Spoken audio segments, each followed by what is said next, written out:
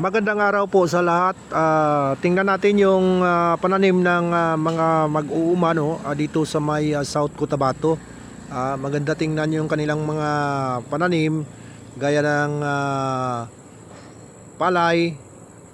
Ayan, tingnan natin monitor lang kayo mga kaibigan.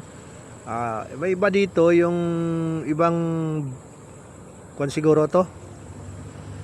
Ibang klase ng palay kasi nauna siya na bunga. Kasi nangyari dito noong bata pa itong mga palay na to, merong walang hindi na buhay ba, namatay yung tinanim, kaya nilagyan nila ng bago. Ibang klase na variety siguro to kasi nauna siya na bumunga. Ito yung kung sa Ilonggo pa yung mga sabag ba, nilagyan lang ng ginlunob lang, saka itong na nangyari ibang binhi, nauna nang bumunga. Ayan, maganda tingnan dito kasi ang itsura ng paligid. Tingnan nyo yung bundok, yung island doon, maganda. Ayan Yan. Ang bundok ng sa likod niyan, Banga, South Cotabato na. Doon sa kabila sa kanan, Nurala. Dito sa left side, Banga. Yan.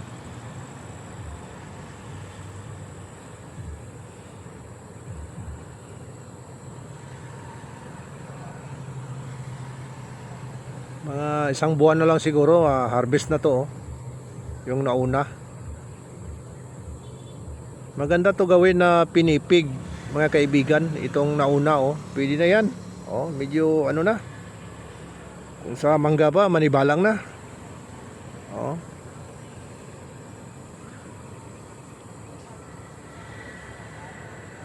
Ganda tingnan ng view dito. Dito tayo sa magandang tingnan Ayan. Yan. Diversion road yan dyan sa daming sasakyan. Diversion yan. Diversion Robredo Street.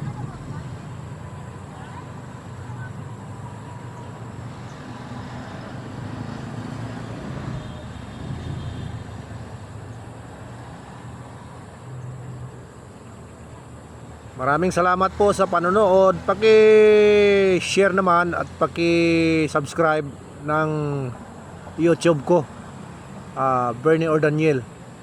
May TikTok po ako, Burns22, Abian22 yung TikTok.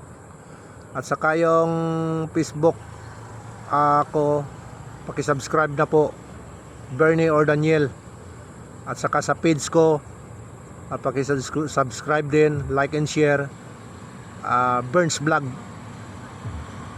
Salamat po.